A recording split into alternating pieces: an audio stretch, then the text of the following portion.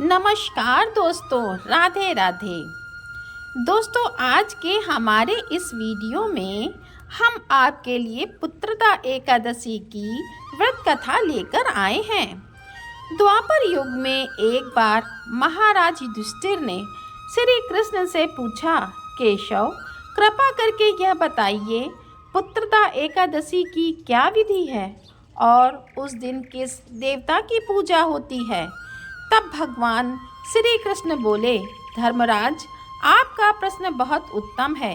यह सभी पापों को हरने वाली है और इसमें समस्त मनोकामनाएं तथा सिद्धियों के दाता नारायण भगवान की पूजा होती है। इन समस्त संसार में पुत्रदा एकादशी के समान दूसरा कोई व्रत है ही नहीं। पुत्रदा का अर्थ है पुत्र देने वाली, अर्थात यह व्रत निसंतान लोगों को संतान प्रदान करने वाला है।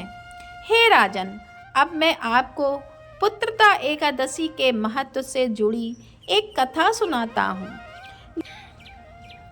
एक समय भद्रावती नामक नगरी में सुकेतुमान नामक राजा राज्य करता था। उसकी पत्नी का नाम सव्य था। राजा के पास धन, वैभव, राज्य आदि किसी भी प्रकार की कोई कमी नहीं थी, परंतु उसके कोई संतान नहीं थी। इस कारण राजा और उसकी पत्नी दोनों चिंतित रहते थे।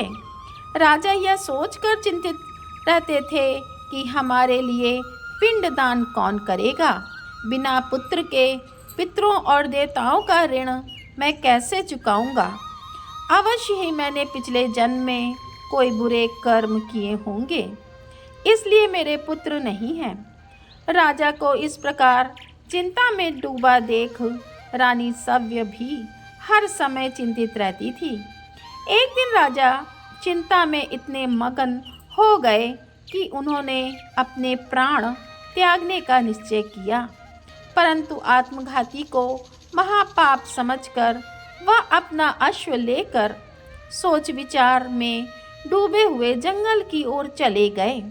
वहाँ अनेकों प्रकार के पक्षियों और पेड़ पौधों को देखते हुए राजा आगे चलते जा रहे थे।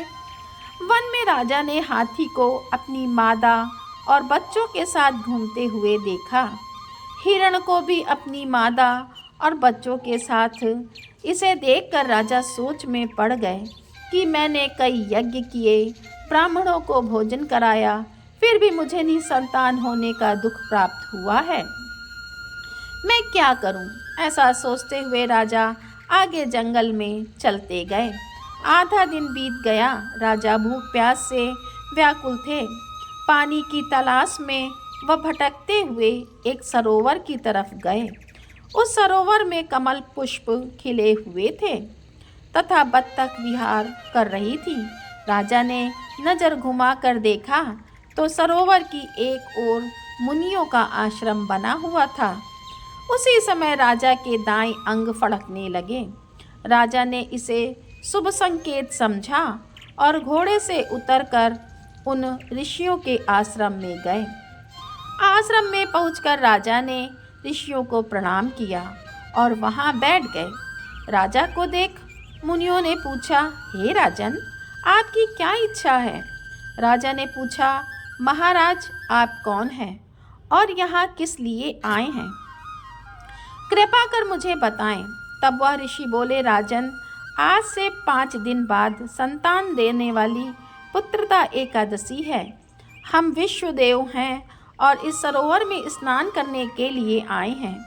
यह सुनकर राजा बोला, हे महाराज, मेरे कोई संतान नहीं है।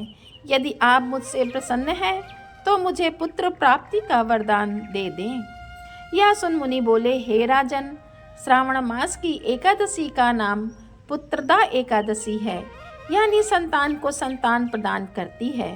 आप अवश्य पुत्रदा एकादशी का व्रत करें और भगवान की कृपा से आपको पुत्र रत्न की प्राप्ति होगी। मुनि के वचनों को सुनकर राजा को संतोष हुआ और उसने महल में जाकर रानी सव्य को सारी बात बता दी।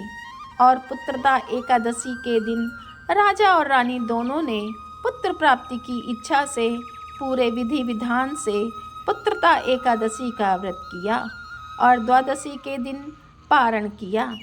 कुछ दिनों बाद रानी सव्य ने गर्भ धारण किया। 9 महीने पश्चात उनके यहाँ एक अति तेजस्वी पुत्र हुआ। वह राजकुमार अत्यंत सुंदर, यशस्वी और प्रजा का पालन करने वाला राजा बना। श्री कृष्ण भगवान बोले, हे कुंती नंदन, पुत्र प्राप्ति के लिए पुत्रदा एकादशी का व्रत सर्वोत्तम है। जो मनुष्य पुत्रदा एकादशी के महत्व को पढ़ते या सुनाते हैं वह सांसारिक सुखों को भोग कर अंत में स्वर्ग लोक को भी प्राप्त करते हैं। पुत्रदा एकादशी का व्रत करने वाले व्यक्ति को सुबह जल्दी उठकर स्नान आदि से निवृत्त होकर संतान प्राप्ति के लिए पति पत्नी दोनों को स्नान के पश्चात पूरे विधि विधान से श्री हरि विष्णु की पूजा करनी चाहिए। इसके साथ पुत्रदा एकादशी की कथा सुननी चाहिए और आरती करनी चाहिए। हे भगवान नारायण, इस कथा को कहते सुनते और हुंकार भरते हुए सब पर कृपा करिए, सबकी मनोकामनाएं पूर्ण करिए। जय श्री हरि नारायण। आपको यह वीडियो कैसा लगा, कहानी कैसी लगी, हमें कमेंट में ज़रूर बताएं। कमेंट में राधे राधे लिखें, वीडियो को लाइक करें, चैनल को सब्सक्राइब करें।